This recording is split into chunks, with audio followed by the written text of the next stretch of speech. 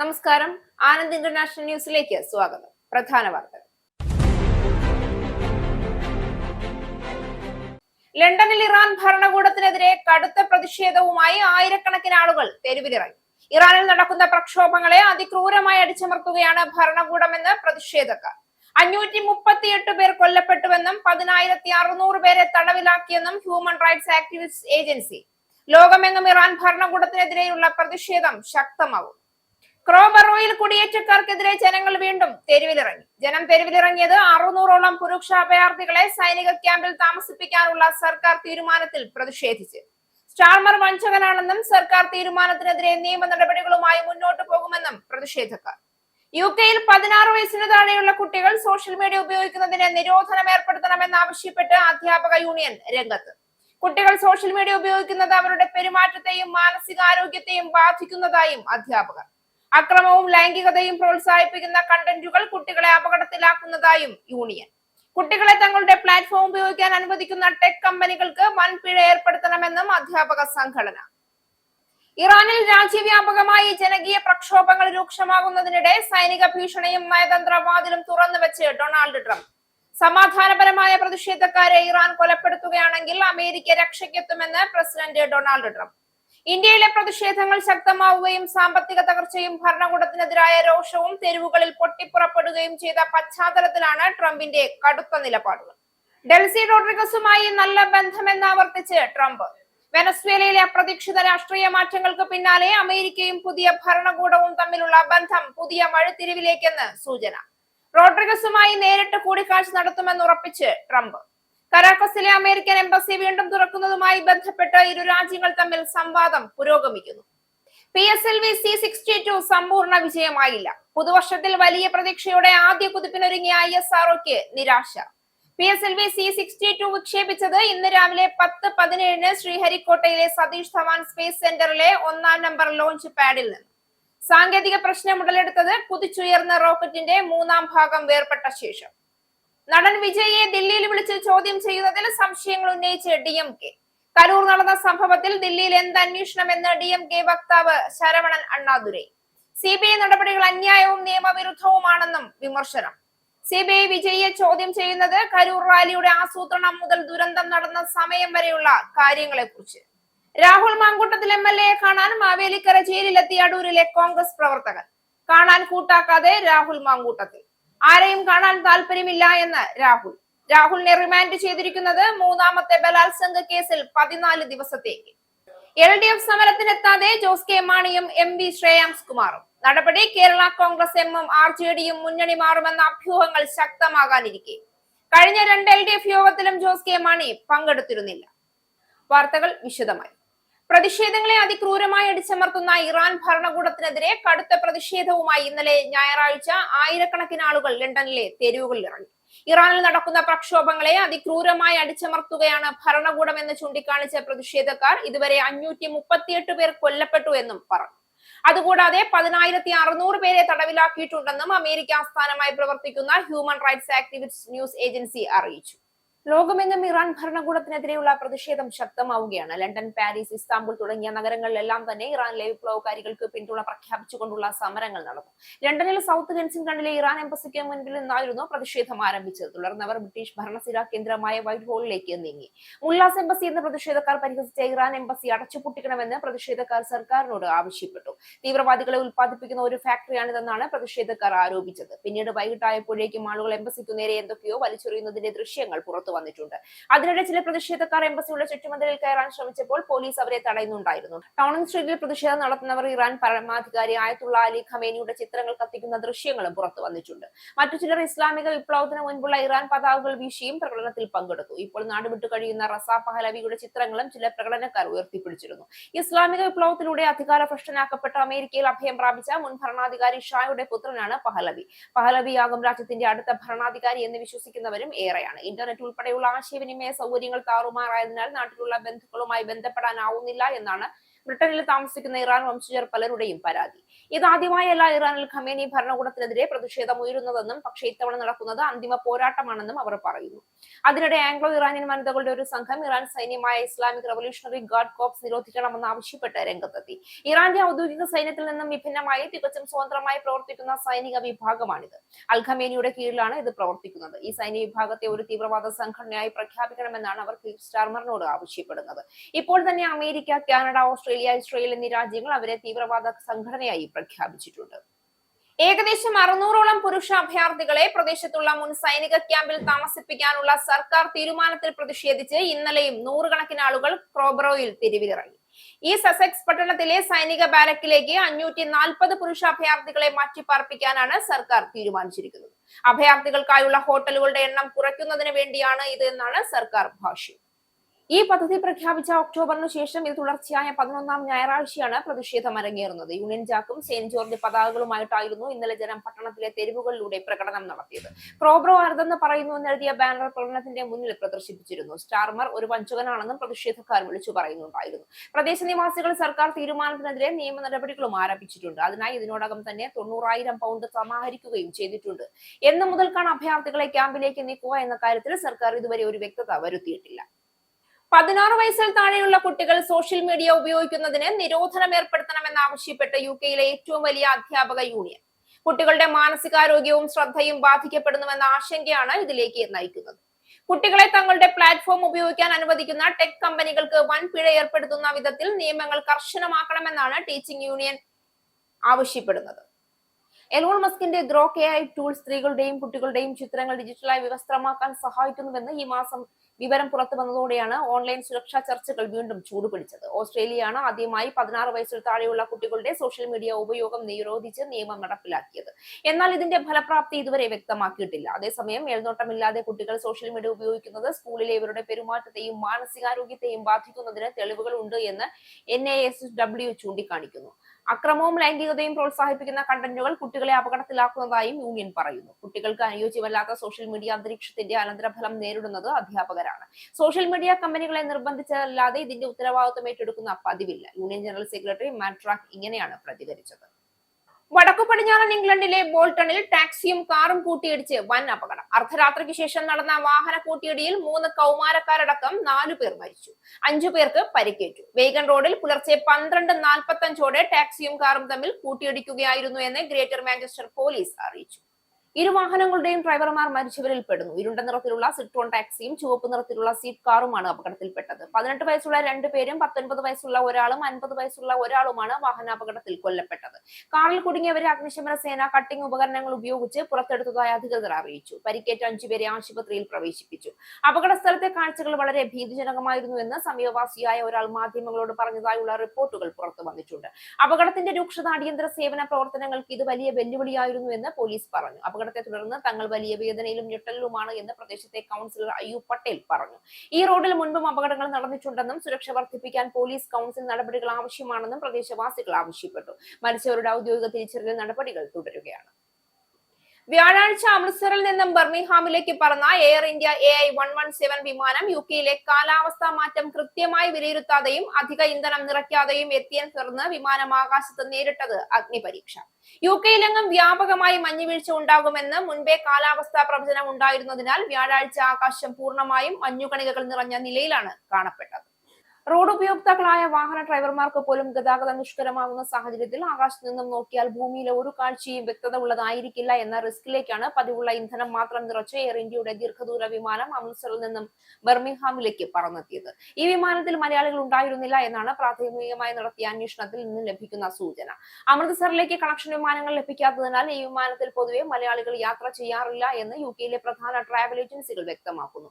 എന്നാൽ ലാൻഡിങ്ങിന് മിനിറ്റുകൾ മാത്രം ബാക്കി നിൽക്കെ കമൻട്രിക്ക് അടുത്ത് ലെമിംഗ്ടൺ എത്തിയപ്പോൾ മുന്നിലെ കാഴ്ചകളൊന്നും വ്യക്തമല്ല എന്ന് പൈലറ്റ് എയർ ട്രാഫിക് കൺട്രോളിനെ അറിയിക്കുന്നത്. എന്നാൽ ലാൻഡിംഗ് പ്രയാസമായിരിക്കുമെന്ന് ബർമിംഗ്ഹാം എയർപോർട്ടിൽ നിന്ന് വിമാനത്തിന് സന്ദേശം ലഭിക്കുന്നു. കനത്ത മഞ്ഞുവീഴ്ച മൂലം വിമാനങ്ങൾക്ക് ലാൻഡ് ചെയ്യാനാവാത്ത സാഹചര്യത്തിൽ വിമാനത്താവളം അടയ്ക്കുന്നു എന്ന പ്രഖ്യാപനം എത്തുന്ന സമയത്താണ് എയർ ഇന്ത്യ ലാൻഡിങ്ങിന് തയ്യാറായി വിമാനത്താവള പരിധിയിലേക്ക് എത്തുന്നത്. AI-117ലെ പൈലറ്റും വിമാനത്താവള എയർ ട്രാഫിക് കൺട്രോൾ യൂണിറ്റും സ്ഥിതിഗതി വിലയിരുത്തുന്നതിനിടെ ഞെട്ടിക്കുന്ന വിവരവും കോക്പിറ്റിൽ പൈലറ്റിന്റെ ശ്രദ്ധയിലെത്തി. വഴിതിരിച്ചുവിടുന്ന വിമാനത്തിന് ലണ്ടൻ ഹീത്രോ വരെ പറക്കാനാകുമെങ്കിലും അവിടെ എത്തുമ്പോഴേക്കും ഏതാനും മിനിറ്റ് നേരത്തേക്ക് പോലും ഗോ എറൗണ്ട് എന്നറിയപ്പെടുന്ന ചുറ്റിക്കറങ്ങലിന് പോലുമുള്ള ഇന്ധനം വിമാനത്തിൽ ഉണ്ടായിരുന്നില്ല. ഇറാനിൽ രാജ്യവ്യാപകമായി തുടരുന്ന ജനകീയ പ്രക്ഷോഭങ്ങൾ രൂക്ഷമാകുന്നതിനിടെ അമേരിക്കൻ പ്രസിഡന്റ് ഡൊണാൾഡ് ട്രംപ് സൈനിക ഭീഷണിയും നയതന്ത്രവാതിലും ഒരുപോലെ തുറന്നുവെച്ച് ലോക ശ്രദ്ധ ആകർഷിച്ചു. ജനുവരി 11-ന് മാധ്യമങ്ങളോട് സംസാരിച്ച ട്രംപ് ഇറാൻ നേതൃത്വം അമേരിക്കയെ സമീപിച്ച് ചർച്ചയ്ക്ക് താൽപര്യമുണ്ട് എന്ന് അറിയിച്ചതായി വെളിപ്പെടുത്തി. അവർ വിളിച്ചു, ഒരു കൂടിക്കാഴ്ച ഒരുക്കുന്നു, അവർ ചർച്ച ചെയ്യാൻ ആഗ്രഹിക്കുന്നു, എന്നാൽ ആ കൂടിക്കാഴ്ചയ്ക്ക് മുൻപ് തന്നെ ചില ശക്തമായ തീരുമാനങ്ങൾ എടുക്കേണ്ടി വന്നേക്കാമെന്നും ട്രംപ് മുന്നറിയിപ്പ് നൽകി. അതേസമയം ഇറാനിലെ മരണസംഖ്യയും സൈനിക ഇടപെടലിന്റെ സാധ്യതയും സംബന്ധിച്ച ചോദ്യങ്ങൾക്ക് നാം ഇത് വളരെ ഗൗരവമായി കാണുന്നു, സൈന്യം ശക്തമായ ഓപ്ഷനുകൾ പരിശോധിക്കുന്നു എന്നും അദ്ദേഹം പറഞ്ഞു. ഇറാനിലെ പ്രതിഷേധങ്ങൾ ഡിസംബർ മുതൽ ശക്തമാവുകയും സാമ്പത്തിക തകർച്ചയും ഭരണകൂടത്തിനെതിരായ രോഷവും തെരുവുകളിൽ പൊട്ടിപ്പുറപ്പെടുകയും ചെയ്ത പശ്ചാത്തലത്തിലാണ് ട്രംപിന്റെ കടുത്ത നിലപാടുകൾ. ജനുവരി 2-ന് തന്നെ സമാധാനപരമായ പ്രതിഷേധക്കാരെ ഇറാൻ കൊലപ്പെടുത്തുകയാണെങ്കിൽ അമേരിക്ക രക്ഷയ്ക്കെത്തുമെന്ന പ്രഖ്യാപനത്തോടെ ട്രംപ് ലോക്ക്ഡ് ആൻഡ് ലോഡഡ് എന്ന വാക്കുകൾ ഉപയോഗിച്ച് ഭീഷണി മുഴക്കിയിരുന്നു. ജനുവരി 8-നും 9-നും പ്രതിഷേധം പുകയുമ്പോൾ നിങ്ങൾ വെടിവെക്കാൻ തുടങ്ങരുത്, അല്ലെങ്കിൽ ഞങ്ങളും വെടിവെക്കുമെന്നായിരുന്നു ട്രംപിന്റെ മുന്നറിയിപ്പ്. പിന്നാലെ ഇറാനിലെ ജനങ്ങളെ അഭിസംബോധന ചെയ്ത് നിങ്ങൾ ധൈര്യമുള്ള ജനമാണ്, നിങ്ങളുടെ രാജ്യത്ത് സംഭവിച്ചത് ദുഃഖകരമാണ് എന്ന സന്ദേശവും അദ്ദേഹം നൽകി. ജനുവരി 10-ന് ട്രംപ് ട്രൂത്ത് സോഷ്യലിൽ കുറിച്ചത് ഇറാൻ ഇതുവരെ കണ്ടിട്ടില്ലാത്ത വിധം സ്വാതന്ത്ര്യത്തിലേക്കാണ് നോക്കുന്നത്, അമേരിക്ക സഹായിക്കാൻ സജ്ജമാണ് എന്നായിരുന്നു. എന്നാൽ ജനുവരി 11-ന് സൈനിക ഇടപെടൽ സംബന്ധിച്ച ചോദ്യങ്ങൾക്ക് ഇത് കരസേന എന്ന അർത്ഥമല്ല, പക്ഷേ വേദനയ്ക്കുന്നിടത്ത് വളരെ ശക്തമായി അടിക്കുമെന്ന കടുത്ത മുന്നറിയിപ്പും കൂട്ടിച്ചേർത്തു. US വിമാനത്താവളങ്ങളെ ഇറാൻ ആക്രമിച്ചാൽ ഇതുവരെ കണ്ടിട്ടില്ലാത്ത തോതിൽ തിരിച്ചടി ഉണ്ടാകുമെന്നും ട്രംപ് വ്യക്തമാക്കി. ഇതിനിടെ ഇറാനിൽ ഭരണകൂടത്തിനെതിരെ ഉയർന്ന മുദ്രാവാക്യങ്ങൾ സുപ്രീം ലീഡറെ മാറ്റണമെന്ന ആവശ്യത്തിലേക്കും നീങ്ങുകയാണ്. വിദേശത്തുള്ള കിരീടാവകാശിയായ റേസ പഹ്ലവി മടങ്ങിവരാനുള്ള സൂചനകൾ നൽകിയതോടെ രാഷ്ട്രീയ അനിശ്ചിതത്വം കൂടുതൽ കടുപ്പം പിടിച്ചു. ഒരു വശത്ത് ചർച്ചയ്ക്ക് തയ്യാറാണെന്ന ഇറാൻ സന്ദേശവും മറുവശത്ത് ശക്തമായ സൈനിക ഓപ്ഷനുകൾ തുറന്നുവെക്കുന്ന ട്രംപിന്റെ നിലപാടും തമ്മിൽ തെഹ്റാന്റെ ഭാവിയെ നിർണ്ണയിക്കുന്ന നിർണായക ഘട്ടത്തിലൂടെയാണ് മിഡിൽ ഈസ്റ്റ് ഇപ്പോൾ കടന്നുപോകുന്നത്. വെനസ്വേലയിലെ അപ്രതീക്ഷിത രാഷ്ട്രീയ മാറ്റങ്ങൾക്കു പിന്നാലെ അമേരിക്കയും പുതിയ ഭരണകൂടവും തമ്മിലുള്ള ബന്ധം പുതിയ വഴിത്തിരിവിലേക്ക് എന്ന് സൂചന നൽകി അമേരിക്കൻ പ്രസിഡന്റ് ഡൊണാൾഡ് ട്രംപ്. മുൻ പ്രസിഡന്റ് നിക്കോളാസ് മഡുറോയെയും ഭാര്യ സിലിയ ഫ്ലോറസിനെയും അമേരിക്കൻ സൈന്യം പിടികൂടിയതിന് ആഴ്ചകൾക്കകം ഇടക്കാല പ്രസിഡന്റായ അധികാരമേറ്റ ഡെൽസി റോഡ്രിഗസുമായി നല്ല രീതിയിൽ പ്രവർത്തിക്കുകയാണ് എന്ന് ട്രംപ് അറിയിച്ചു. ഫ്ലോറിഡയിൽ നിന്ന് എയർഫോഴ്സ് വണ്ണിൽ മടങ്ങുമ്പോൾ മാധ്യമപ്രവർത്തകരോട് സംസാരിക്കവെയാണ് ട്രംപ് വെനസ്വേലയെ കുറിച്ചുള്ള പുതിയ നിലപാട് വ്യക്തമാക്കിയത്. റോഡ്രിഗസുമായി നേരിട്ട് കൂടിക്കാഴ്ച നടത്തുമോ എന്ന ചോദ്യത്തിന് ഒരു ഘട്ടത്തിൽ തീർച്ചയായും എന്നാണ് ട്രംപിന്റെ മറുപടി. 2026 ആരംഭത്തിൽ ട്രംപ് ഉത്തരവിട്ട ഓപ്പറേഷൻ അബ്സല്യൂട്ട് റിസോൾട്സ് എന്ന സൈനിക നീക്കത്തിലൂടെയാണ് മഡുറോയും ഭാര്യയും കരാക്കസിലെ വസതിയിൽ നിന്ന് പിടികൂടി ന്യൂയോർക്കിലേക്ക് കൊണ്ടുപോയത്. നാർക്കോ ടെററിസവും മയക്കുമരുന്ന് കടത്തും ഉൾപ്പെടെയുള്ള കുറ്റങ്ങളാണ് ഇവർക്കെതിരെ ചുമത്തപ്പെട്ടിരിക്കുന്നത്. ഇരുവരും കുറ്റം നിഷേധിച്ചിരിക്കുകയാണ്. മഡുറോയെ പിടികൂടിയ നടപടിയെ അപലപിച്ചെങ്കിലും ഡെൽസി റോഡ്രിഗസിന്റെ നേതൃത്വത്തിലുള്ള പുതിയ സർക്കാർ ചില രാഷ്ട്രീയ തടവുകാരെ മോചിപ്പിക്കുകയും അമേരിക്കയുമായി നയതന്ത്ര ബന്ധം പുനഃസ്ഥാപിക്കുന്നതിനുള്ള ചർച്ചകൾ ആരംഭിക്കുകയും ചെയ്തിട്ടുണ്ട്. കരാക്കസിലെ അമേരിക്കൻ എംബസി വീണ്ടും തുറക്കുന്നതുമായി ബന്ധപ്പെട്ടും ഇരു രാജ്യങ്ങൾ തമ്മിൽ സംവാദം പുരോഗമിക്കുകയാണ്. ഇതിനിടെ വെനസ്വേലയിലെ തകർന്ന എണ്ണ വ്യവസായം പുനരുജ്ജീവിപ്പിക്കുന്നതിനായി $100 ബില്യൺ വരെ നിക്ഷേപം ആകർഷിക്കാൻ അമേരിക്കയിലെ പ്രമുഖ എണ്ണ കമ്പനികളുടെ തലവന്മാരുമായി ട്രംപ് കൂടിക്കാഴ്ച നടത്തി. ഇത് പുതിയ വെനസ്വേലയാണ്, പൂർണ്ണ സുരക്ഷയുള്ള രാജ്യമെന്ന് ട്രംപ് അവകാശപ്പെട്ടു. വെനസ്വേലയുടെ എണ്ണ സമ്പത്ത് അമേരിക്കയുടെ തന്ത്രപ്രധാന താൽപര്യങ്ങളുടെ കേന്ദ്ര ബിന്ദുവാണെന്ന സൂചനയും ട്രംപിന്റെ വാക്കുകളിൽ വ്യക്തമാണ്. മഡുറോയെ പുറത്താക്കിയ കടുത്ത നടപടിക്ക് പിന്നാലെ റോഡ്രിഗസുമായുള്ള ഈ പുതിയ സൗഹൃദ സമീപനം വെനസ്വേലയുടെ ഭാവിയെ എവിടേക്കാണ് നയിക്കുക എന്ന ചോദ്യം അന്താരാഷ്ട്ര സമൂഹത്തിൽ ഉയർത്തിക്കൊണ്ടിരിക്കുകയാണ്. വെനസ്വേലൻ പ്രസിഡന്റ് നിക്കോളാസ് മഡുറോയെ അമേരിക്കൻ സേന പിടികൂടിയതിനു പിന്നാലെ US പ്രസിഡന്റ് ഡൊണാൾഡ് ട്രംപ് സ്വയം വെനസ്വേലയിലെ ആക്ടിംഗ് പ്രസിഡന്റ് എന്ന് പ്രഖ്യാപിച്ചതായി സൂചിപ്പിക്കുന്ന ഡിജിറ്റലി മാറ്റിയ ചിത്രം ട്രൂത്ത് സോഷ്യലിൽ പങ്കുവച്ചത് രാജ്യാന്തര തലത്തിൽ വലിയ വിവാദമായിരിക്കുകയാണ്. വിക്കിപീഡിയ ഔദ്യോഗിക പേജിന്റെ രൂപകൽപ്പനയിൽ തയ്യാറാക്കിയ ഈ ചിത്രത്തിൽ ട്രംപിന്റെ ഔദ്യോഗിക ഫോട്ടോയ്ക്ക് താഴെ ആക്ടിംഗ് പ്രസിഡന്റ് ഓഫ് വെനസ്വേല എന്ന കുറിപ്പുമുണ്ട്. അതേസമയം ക്യൂബയുടെ പ്രസിഡന്റായി മാർക്കോ റൂബിയോ പരിഹസിച്ച് ചിത്രീകരിക്കുന്ന ഒരു പോസ്റ്റും Trump sounds good to me എന്ന കുറിപ്പോടെ ഷെയർ ചെയ്തതോടെ വിമർശനം ശക്തമാവുകയാണ്.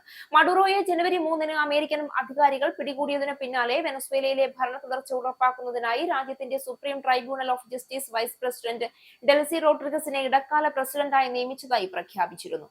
ഭരണഘടനാപരമായ ഈ ക്രമീകരണമാണ് നിലവിൽ നിയമസാധുതയുള്ളത് എന്ന് കരാക്കസ് വ്യക്തമാക്കി. എന്നിരുന്നാലും എണ്ണപ്രവാഹം പുനരാരംഭിക്കാൻ ഇടക്കാലഘട്ടത്തിൽ അമേരിക്ക വെനസ്വേലയെ റൺ ചെയ്യുമെന്ന് ട്രംപ് പ്രസ്താവിച്ചതും പിന്നീട് US ഇൻചാർജ് ആണെന്ന അവകാശവാദവും ലാറ്റിൻ അമേരിക്കയിലും ഐക്യരാഷ്ട്രസഭയിലും കടുത്ത പ്രതികരണങ്ങൾ ഉയർത്തി. മഡുറോയുടെ US കോടതിയിലെ ഹാജരാക്കലും ഫെഡറൽ കുറ്റക്കേസുകളും ഇതിനകം തന്നെ സംഘർഷം വർദ്ധിപ്പിച്ചിരിക്കെ അദ്ദേഹത്തിന്റെ അറസ്റ്റ് രാജ്യാന്തര നിയമവും പരമാധികാരവും ലംഘിക്കുന്നതാണെന്ന വെനസ്വേലയുടെ വാദം ശക്തമാണ്. വിദേശകാര്യ സെക്രട്ടറി മാർക്കോ റൂബിയോ US നേരിട്ട് വെനസ്വേലയെ ഭരിക്കില്ല എന്ന് സൂചന നൽകിയിട്ടുണ്ടെങ്കിലും എണ്ണ വ്യാപാരത്തെ നിയന്ത്രിക്കുന്ന ഓയിൽ ക്വാറന്റൈൻ തുടരാൻ സാധ്യതയുണ്ട് എന്ന് അമേരിക്ക വ്യക്തമാക്കുന്നു. ട്രംപിന്റെ സോഷ്യൽ മീഡിയ പ്രഖ്യാപനങ്ങൾ ഔദ്യോഗിക നയമല്ല എന്ന വാദം വൈറ്റ് ഹൌസ് വൃത്തങ്ങൾ ഉയർത്തുന്നുണ്ടെങ്കിലും വെനസ്വേലയിലെ പ്രതിസന്ധി പുതിയ അന്താരാഷ്ട്ര രാഷ്ട്രീയ കൊടുങ്കാറ്റിലേക്ക് നീങ്ങുന്ന സൂചനകളാണ് ഇപ്പോൾ പുറത്തുവരുന്നത്. ഇനി പൗണ്ട്, യൂറോ, ഡോളർ, രൂപ ഇന്നത്തെ വിനിമയ നിരക്ക്. ഒരു പൗണ്ട് 121.18 ഇന്ത്യൻ രൂപ, ഒരു പൗണ്ട് 1.15 യൂറോ, ഒരു US ഡോളർ 90.2 ഇന്ത്യൻ രൂപ, ഒരു യൂറോ 105.26 ഇന്ത്യൻ രൂപ, ഒരു പൗണ്ട് 1.34 US ഡോളർ, ഒരു കനേഡിയൻ ഡോളർ 64.92 ഇന്ത്യൻ രൂപ. ഇനി ഒരു ഇടവേളയ്ക്കു ശേഷം നാഷണൽ ന്യൂസ്.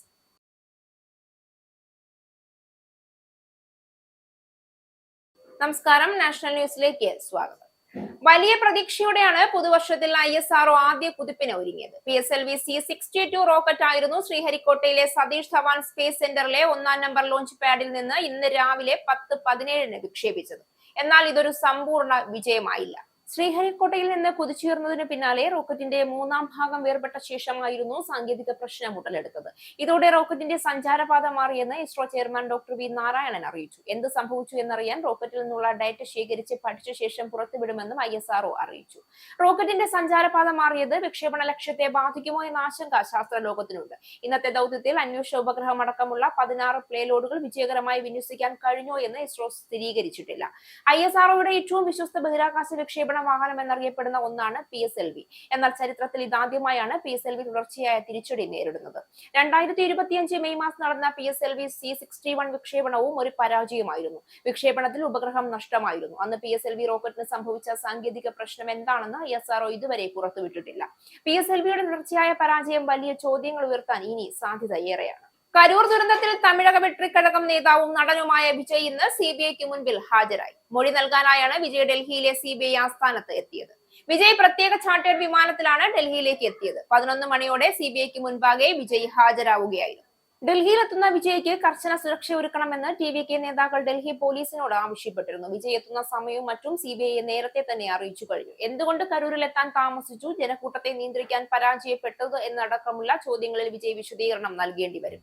അപകടത്തിൽപ്പെട്ടവരെ ആശുപത്രിയിൽ എത്തിക്കാൻ വൈകി എന്ന ആരോപണത്തിലും വിജയ് വിശദീകരണം നൽകേണ്ടി വരും. നിലവിൽ വിജയിയെ കേസിലെ സാക്ഷിയായാണ് CBI ഉൾപ്പെടുത്തിയിരിക്കുന്നത്. കരൂർ ദുരന്തമുണ്ടായി 4 മാസങ്ങൾക്കു ശേഷമാണ് ആദ്യമായി വിജയ് ഒരു അന്വേഷണ സംഘത്തിന് മുന്നിൽ ഹാജരാകുന്നത്. സംസ്ഥാന സർക്കാർ രൂപീകരിച്ച അന്വേഷണ സംഘത്തിന് മുന്നിൽ വിജയ് എത്തിയിരുന്നില്ല. TVK നേതാക്കളായ ബുസി ആനന്ദ്, നിർമ്മൽ കുമാർ, ആധവ് അർജുന എന്നിവരെ CBI ഓഫീസിലേക്ക് വിളിച്ചു വരുത്തി ചോദ്യം ചെയ്തിരുന്നു. നടൻ വിജയിയെ ദില്ലിയിൽ വിളിച്ച് ചോദ്യം ചെയ്യുന്നതിൽ സംശയങ്ങൾ ഉന്നയിച്ച് DMK. കരൂർ നടന്ന സംഭവത്തിൽ ദില്ലിയിൽ എന്ത് അന്വേഷണമെന്ന് DMK വക്താവ് ശരവണൻ അണ്ണാദുരൈ ചോദിച്ചു. ദില്ലിയിലേക്ക് വിളിച്ചു വരുത്തുന്നത് ഭയപ്പെടുത്താനാണ്. വിചാരണയും ഇനി ദില്ലിയിൽ നടക്കുമോ എന്നും ശരവണൻ ചോദ്യം ഉന്നയിച്ചു. CBI നടപടികൾ അന്യായവും നിയമവിരുദ്ധവുമാണെന്നും അദ്ദേഹം വിമർശനം ഉന്നയിച്ചു. അതേസമയം ചോദ്യം ചെയ്യലിനായി വിജയ് ഹാജരായിരുന്നു. കരൂർ റാലിയുടെ ആസൂത്രണം മുതൽ ദുരന്തം വരെ നടന്ന സമയം വരെയുള്ള കാര്യങ്ങളെക്കുറിച്ചാണ് CBI വിജയിയെ ചോദ്യം ചെയ്തത്. റാലിയിൽ പങ്കെടുക്കാൻ എത്ര പേർ എത്തുമെന്ന് പ്രതീക്ഷിച്ചിരുന്നു. സ്ഥലത്തെ പരിമിതികളെക്കുറിച്ച് വിജയ്ക്ക് അറിവുണ്ടായിരുന്നു എന്നുള്ള ചോദ്യങ്ങൾക്ക് വിജയ് മറുപടി നൽകേണ്ടി വന്നേക്കാം. നിശ്ചയിച്ച സമയത്തേക്കാൾ വൈകി വിജയ് എത്തിയത് ജനക്കൂട്ടത്തെ കൂടുതൽ പ്രകോപിതരാക്കിയോ എന്നും ഇതിന്റെ കാരണം എന്താണെന്നും CBI ചോദിച്ചേക്കാം. വിജയിയെ ചോദ്യം ചെയ്യുന്നതിന് മുന്നോടിയായി അദ്ദേഹത്തിന്റെ പ്രചരണ വാഹനം ഇന്നലെ CBI സംഘം കസ്റ്റഡിയിലെടുത്തിരുന്നു. കഴിഞ്ഞ സെപ്റ്റംബർ 27 കരൂരിൽ നടന്ന TVKയുടെ രാഷ്ട്രീയ റാലിക്കിടെ ഉണ്ടായ തിക്കിലും തിരക്കിലും പെട്ടായിരുന്നു ദാരുണമായ സംഭവം അരങ്ങേറിയത്. അപകടത്തിൽ 41 പേർക്കാണ് ജീവൻ നഷ്ടമായത്. പാർട്ടിയുടെ ആദ്യ വൻകിട സമ്മേളനത്തിൽ ഉണ്ടായ ഈ ആൾക്കൂട്ട ദുരന്തം തമിഴ്നാട് രാഷ്ട്രീയത്തിൽ വലിയ ചർച്ചയായിരുന്നു. സംഭവത്തിൽ തദ്ദേശീയമായ അന്വേഷണത്തിൽ അതൃപ്തി പ്രകടിപ്പിച്ചതിനെ തുടർന്ന് സുപ്രീം കോടതി ഇടപെടുകയും കേസ് CBIക്ക് കൈമാറാൻ ഉത്തരവിടുകയുമായിരുന്നു. വിരമിച്ച സുപ്രീം കോടതി ജഡ്ജി ജസ്റ്റിസ് അജയ് രസ്തോഗിയുടെ മേൽനോട്ടത്തിലാണ് നിലവിൽ CBI അന്വേഷണം പുരോഗമിക്കുന്നത്. നേരത്തെ പാർട്ടിയുടെ മുതിർന്ന ഭാരവാഹികളിൽ നിന്നും CBI മൊഴിയെടുത്തിരുന്നു. സമ്മേളനത്തിന് ആവശ്യമായ അനുമതികൾ വാങ്ങുന്നതിലോ ജനക്കൂട്ടത്തെ നിയന്ത്രിക്കുന്നതിലോ വീഴ്ചയുണ്ടായോ എന്നാണ് അന്വേഷണ സംഘം പ്രധാനമായും പരിശോധിക്കുന്നത്. വിജയുടെ മൊഴി രേഖപ്പെടുത്തുന്നതോടെ കേസിൽ കൂടുതൽ വ്യക്തത വരുമെന്നാണ് CBI വൃത്തങ്ങൾ കരുതുന്നത്. മാവേലിക്കര ജയിലിലെത്തിയ അടൂരിലെ കോൺഗ്രസ് പ്രവർത്തകനെ കാണാൻ കൂട്ടാക്കാതെ രാഹുൽ മാങ്കൂട്ടത്തിൽ MLA. ആരെയും കാണാൻ താല്പര്യമില്ല എന്ന് രാഹുൽ ജയിൽ അധികൃതരെ അറിയിക്കുകയായിരുന്നു. മാവേലിക്കരയിലെ സ്പെഷ്യൽ സബ് ജയിലിലാണ് രാഹുൽ റിമാൻഡിൽ കഴിയുന്നത്. മൂന്നാമത്തെ ബലാത്സംഗ കേസിൽ 14 ദിവസത്തേക്കാണ് രാഹുലിനെ റിമാൻഡ് ചെയ്തിരിക്കുന്നത്. ഇന്ന് ജാമ്യാപേക്ഷ നൽകുമെങ്കിലും വാദത്തിലേക്ക് കടക്കാൻ സാധ്യതയില്ലാത്തതിനാൽ ജയിൽവാസം നീളും. അതേസമയം രാഹുലിനെ 5 ദിവസത്തേക്ക് കസ്റ്റഡിയിൽ വേണമെന്നാണ് പോലീസ് ആവശ്യം. രാഹുലിന്റെ അറസ്റ്റ് SIT സ്പീക്കറെ അറിയിച്ചിട്ടുണ്ട്. റിപ്പോർട്ട് ലഭിച്ചാലുടൻ പ്രിവിലേജ് ആൻഡ് എത്തിക്സ് കമ്മിറ്റിക്ക് വിടുമെന്ന് കഴിഞ്ഞ ദിവസം സ്പീക്കർ അറിയിച്ചിരുന്നു. MLA സ്ഥാനത്ത് നിന്നും പുറത്താക്കുന്നത് സംബന്ധിച്ച് നിയമസഭാ പ്രിവിലേജ് ആൻഡ് എത്തിക്സ് കമ്മിറ്റിയാണ് ശുപാർശ ചെയ്യേണ്ടത്. അതിനിടെ രാഹുൽ മാങ്കൂട്ടത്തിൽ MLA-ക്കായി യൂത്ത് കോൺഗ്രസ് നേതാവ് വഴിപാടും പൂജയും നടത്തിയതിന്റെ രസീത് പുറത്തു വന്നു. യൂത്ത് കോൺഗ്രസ് പത്തനംതിട്ട ജില്ലാ ജനറൽ സെക്രട്ടറി റെജോ വള്ളംകുളമാണ് പള്ളിയിലും ക്ഷേത്രത്തിലും വഴിപാട് നടത്തിയത്. പുതുപ്പള്ളി പള്ളിയിൽ മൂന്നിന്മേൽ കുർബാന, നന്നൂർ ദേവി ക്ഷേത്രത്തിൽ ശത്രുസംഹാര പൂജ, ഭാഗ്യസൂക്താർച്ചന എന്നിങ്ങനെയാണ് നടത്തിയത്. രാഹുൽ മാങ്കൂട്ടത്തിൽ തെറ്റു ചെയ്തോ ഇല്ലയോ എന്നത് രണ്ടാമത്തെ കാര്യമാണെന്നും രാഹുലിന്റെ പ്രതിസന്ധി സമയം മാറാനാണ് പൂജയെന്നും റെജോ വള്ളംകുളം പറഞ്ഞു. ഒരു യുവ നേതാവിനെ സൈബർ ഇടങ്ങളിലും എതിർ രാഷ്ട്രീയ പാർട്ടികളും വേട്ടയാടുമ്പോൾ അദ്ദേഹത്തിന് വേണ്ടി പ്രാർത്ഥിക്കുക എന്നത് ഒരു പൊതുപ്രവർത്തകൻ എന്ന നിലയിൽ ഉത്തരവാദിത്തമാണ്. ഒരുപാട് വേട്ടയാടപ്പെടുന്ന സ്ഥിതിക്ക് വരുമ്പോഴാണ് ഇത്തരത്തിൽ പ്രതികരിച്ചു പോകുന്നതെന്നുമാണ് റെജോ പറഞ്ഞത്. കേരള കോൺഗ്രസ് എമ്മും RJDയും മുന്നണി മാറുമെന്ന അഭ്യൂഹങ്ങൾ ശക്തമായിരിക്കെ ജോസ് കെ മാണിയും MV ശ്രേയാംസ് കുമാറും LDF സമരത്തിന് എത്തിയില്ല. കഴിഞ്ഞ 2 LDF യോഗത്തിലും ജോസ് കെ മാണി പങ്കെടുത്തിരുന്നില്ല. നിയമസഭാ തെരഞ്ഞെടുപ്പ് പ്രചരണം അനൌദ്യോഗികമായി തുടക്കം കുറിക്കുന്നതാണ് കേന്ദ്രത്തിനെതിരായ സമരം. കേരള കോൺഗ്രസിനെ പ്രതിനിധീകരിച്ച് മന്ത്രി റോഷി അഗസ്റ്റിൻ, MLA-മാരായ N ജയരാജ്, ജോബു മൈക്കിൾ, പ്രമോദ് നാരായണൻ എന്നിവർ പങ്കെടുക്കുന്നുണ്ട്. പൂഞ്ഞാർ MLA സെബാസ്റ്റ്യൻ കുളത്തുങ്കൽ എത്തിയിട്ടില്ല. യാത്രയിലാണ്, ഉടനെ എത്തുമെന്ന് അറിയിച്ചിട്ടുണ്ട്. വർഗീസ് ജോർജ് RJDയെ പ്രതിനിധീകരിച്ച് പങ്കെടുക്കുന്നുണ്ട്. നിയമസഭാ തെരഞ്ഞെടുപ്പിൽ UDF-നോടൊപ്പം നിൽക്കണമെന്ന വികാരം കേരള കോൺഗ്രസ് M പ്രവർത്തകരിൽ ഉണ്ടെന്ന റിപ്പോർട്ടുകൾ കഴിഞ്ഞ ദിവസം പുറത്തു വന്നിരുന്നു. ഈ വികാരം നേതാക്കൾക്ക് മേൽ സമ്മർദ്ദമായി മാറിയെന്നും റിപ്പോർട്ടിൽ വ്യക്തമാക്കുന്നു. BJP-യുടെ കോർ കമ്മിറ്റി യോഗത്തിൽ ആഭ്യന്തരമന്ത്രി അമിത്ഷായുടെ സാന്നിധ്യത്തിൽ വട്ടിയൂർക്കാവ് സീറ്റ് വേണമെന്ന ആവശ്യം ഉന്നയിച്ച് നടനും നേതാവുമായ G കൃഷ്ണകുമാർ തിരുവനന്തപുരം വട്ടിയൂർക്കാവിൽ മത്സരിക്കാൻ താല്പര്യമുണ്ട് എന്നാണ് G കൃഷ്ണകുമാർ കോർ കമ്മിറ്റിയിൽ അമിത്ഷായോട് ആവശ്യപ്പെട്ടത്. BJP-യുടെ സംസ്ഥാന കോർ കമ്മിറ്റിയിൽ അംഗമല്ലാത്ത G കൃഷ്ണകുമാറിനെ പ്രത്യേക ക്ഷണിതാവായാണ് യോഗത്തിലേക്ക് ക്ഷണിച്ചത്. അമിത്ഷാ സംസാരിച്ചതിനു ശേഷം എഴുന്നേറ്റ് നിന്ന് കൃഷ്ണകുമാർ വട്ടിയൂർക്കാവ് സീറ്റിനായി അവകാശവാദം ഉന്നയിക്കുകയായിരുന്നു. കഴിഞ്ഞ 1 വർഷമായി താൻ മണ്ഡലത്തിൽ സജീവമാണെന്നും തദ്ദേശ തിരഞ്ഞെടുപ്പിൽ താൻ അവിടെ പ്രവർത്തിച്ചിട്ടുണ്ട്. തിരഞ്ഞെടുപ്പിൽ വലിയ നേട്ടം BJPക്ക് അവിടെ ഉണ്ടാക്കാനായിട്ടുണ്ടെന്നും G കൃഷ്ണകുമാർ പറഞ്ഞു. താൻ മത്സരിക്കുകയാണെങ്കിൽ നിയമസഭയിലേക്ക് ഒരു BJP MLA ഉണ്ടാകുമെന്ന ഉറപ്പും അമിത്ഷായ്ക്ക് കൃഷ്ണകുമാർ നൽകി.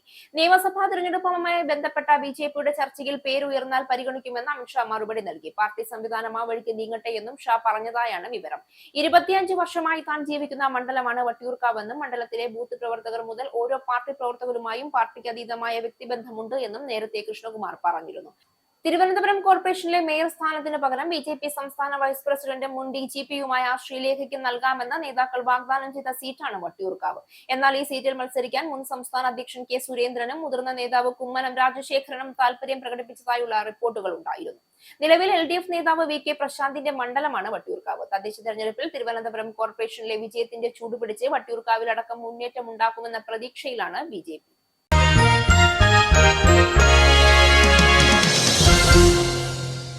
2020 ലോകകപ്പിൽ വേദിമാറ്റവുമായി ബന്ധപ്പെട്ട വിവാദങ്ങളിൽ നിർണായക നീക്കത്തിനൊരുങ്ങാൻ AICC. 2020 ലോകകപ്പിൽ തങ്ങളുടെ മത്സരങ്ങൾ ഇന്ത്യയിൽ നിന്നും മാറ്റണമെന്ന് ബംഗ്ലാദേശ് ക്രിക്കറ്റ് ബോർഡ് AICC-യോട് ആവശ്യപ്പെട്ടിരുന്നു.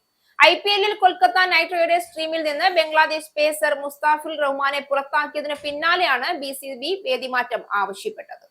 സുരക്ഷാ കാരണങ്ങളാൽ ഇന്ത്യയിൽ കളിക്കാൻ താല്പര്യമില്ല എന്നും ഇന്ത്യയിൽ നിശ്ചയിക്കപ്പെട്ട മത്സരങ്ങൾ നിഷ്പക്ഷ വേദിയിലേക്ക് മാറ്റണമെന്ന് ആവശ്യപ്പെട്ടായിരുന്നു ബംഗ്ലാദേശ് AICC-ക്ക് കത്തയച്ചത്. എന്നാൽ ഈ ആവശ്യം തള്ളിയതായും ബംഗ്ലാദേശ് ഇന്ത്യയിൽ തന്നെ വന്ന് ലോകകപ്പ് മത്സരങ്ങൾ കളിക്കണമെന്ന് AICC ആവശ്യപ്പെട്ടതായും റിപ്പോർട്ടുകൾ വന്നിരുന്നു. ഇപ്പോഴാണ് ഇന്ത്യയിൽ തന്നെ പുതിയ 2 വേദികൾ ബംഗ്ലാദേശിന് നിർദ്ദേശിച്ചിരിക്കുകയാണ് AICC. നിലവിൽ കൊൽക്കത്തയിലും മുംബൈയിലുമാണ് ബംഗ്ലാദേശ് അവരുടെ ഗ്രൂപ്പ് ഘട്ട മത്സരങ്ങൾ കളിക്കാൻ തീരുമാനിച്ചിരിക്കുന്നത്. ഇതിനു പകരം പുതിയ വേദികളായി ചെന്നൈയും തിരുവനന്തപുരവുമാണ് AICC നിർദ്ദേശിച്ചിരിക്കുന്നതെന്നാണ് റിപ്പോർട്ടുകൾ. ബംഗ്ലാദേശിന് സുരക്ഷിതമായി കളിക്കാൻ സാധിക്കുന്ന വേദികളായി ചെന്നൈയും തിരുവനന്തപുരവുമാണ് AICC മുന്നോട്ട് വെച്ചിരിക്കുന്നത്. ബംഗ്ലാദേശ് ക്രിക്കറ്റ് ബോർഡ് നിർദ്ദേശം അംഗീകരിച്ചാൽ കേരളത്തിൽ ലോകകപ്പ് പോരാട്ടം നടന്നേക്കും. തിരുവനന്തപുരത്തെ കാര്യവട്ടം ഗ്രീൻഫീൽഡ് സ്റ്റേഡിയം ലോകകപ്പ് മത്സരത്തിന് വേദിയാകും. പ്രധാന വാർത്തകൾ ഒരിക്കൽ കൂടി. ലണ്ടനിൽ ഇറാൻ ഭരണകൂടത്തിനെതിരെ കടുത്ത പ്രതിഷേധവുമായി ആയിരക്കണക്കിന് ആളുകൾ തെരുവിലിറങ്ങി.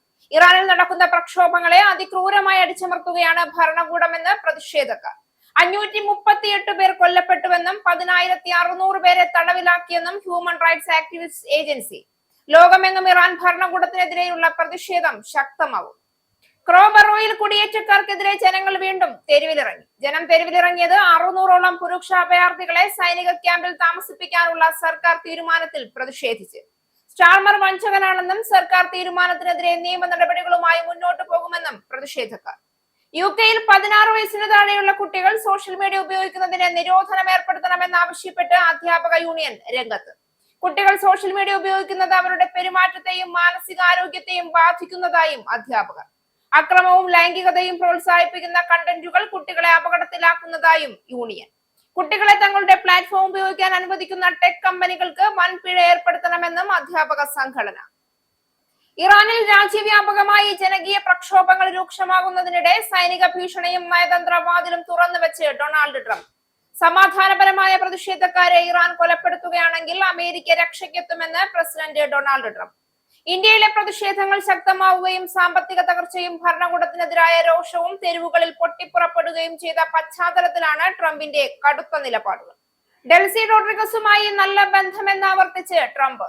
വെനസ്വേലയിലെ അപ്രതീക്ഷിത രാഷ്ട്രീയ മാറ്റങ്ങൾക്ക് പിന്നാലെ അമേരിക്കയും പുതിയ ഭരണകൂടവും തമ്മിലുള്ള ബന്ധം പുതിയ വഴിത്തിരിവിലേക്കെന്ന് സൂചന. റോഡ്രിഗസുമായി നേരിട്ട് കൂടിക്കാഴ്ച നടത്തുമെന്ന് ഉറപ്പിച്ച് ട്രംപ്. കരാക്കസിലെ അമേരിക്കൻ എംബസി വീണ്ടും തുറക്കുന്നതുമായി ബന്ധപ്പെട്ട് ഇരു രാജ്യങ്ങൾ തമ്മിൽ സംവാദം പുരോഗമിക്കുന്നു. PSLV C-62 സമ്പൂർണ്ണ വിജയമായില്ല. പുതുവർഷത്തിൽ വലിയ പ്രതീക്ഷയോടെ ആദ്യ കുതിപ്പിനൊരുങ്ങിയ ISROക്ക് നിരാശ. PSLV C-62 വിക്ഷേപിച്ചത് ഇന്ന് രാവിലെ 10:17 ശ്രീഹരിക്കോട്ടയിലെ സതീഷ് ധവാൻ സ്പേസ് സെന്ററിലെ 1-ാം നമ്പർ ലോഞ്ച് പാഡിൽ നിന്ന്. സാങ്കേതിക പ്രശ്നം ഉടലെടുത്തത് കുതിച്ചുയർന്ന റോക്കറ്റിന്റെ 3-ാം ഭാഗം വേർപെട്ട ശേഷം. നടൻ വിജയിയെ ദില്ലിയിൽ വിളിച്ച് ചോദ്യം ചെയ്യുന്നതിൽ സംശയങ്ങൾ ഉന്നയിച്ച് DMK. കരൂർ നടന്ന സംഭവത്തിൽ ദില്ലിയിൽ എന്ത് അന്വേഷണമെന്ന് DMK വക്താവ് ശരവണൻ അണ്ണാദുരൈ. CBI നടപടികൾ അന്യായവും നിയമവിരുദ്ധവുമാണെന്നും വിമർശനം. CBI വിജയിയെ ചോദ്യം ചെയ്യുന്നത് കരൂർ റാലിയുടെ ആസൂത്രണം മുതൽ ദുരന്തം നടന്ന സമയം വരെയുള്ള കാര്യങ്ങളെ കുറിച്ച്. രാഹുൽ മാങ്കൂട്ടത്തിൽ MLA കാണാൻ മാവേലിക്കര ജയിലിലെത്തിയ അടൂരിലെ കോൺഗ്രസ് പ്രവർത്തകർ. കാണാൻ കൂട്ടാക്കാതെ രാഹുൽ മാങ്കൂട്ടത്തിൽ. ആരെയും കാണാൻ താല്പര്യമില്ല എന്ന് രാഹുലിനെ റിമാൻഡ് ചെയ്തിരിക്കുന്നത് 3-ാമത്തെ ബലാത്സംഗ കേസിൽ 14 ദിവസത്തേക്ക്. LDF സമരത്തിനെത്താതെ ജോസ് കെ മാണിയും MV ശ്രേയാംസ് കുമാറും. നടപടി കേരള കോൺഗ്രസ് എമ്മും RJDയും മുന്നണി മാറുമെന്ന അഭ്യൂഹങ്ങൾ ശക്തമാകാനിരിക്കെ കഴിഞ്ഞ 2 LDF യോഗത്തിലും ജോസ് കെ മാണി പങ്കെടുത്തിരുന്നില്ല. ഈ ന്യൂസ് ബുള്ളറ്റിൻ അവസാനിച്ചു. നന്ദി.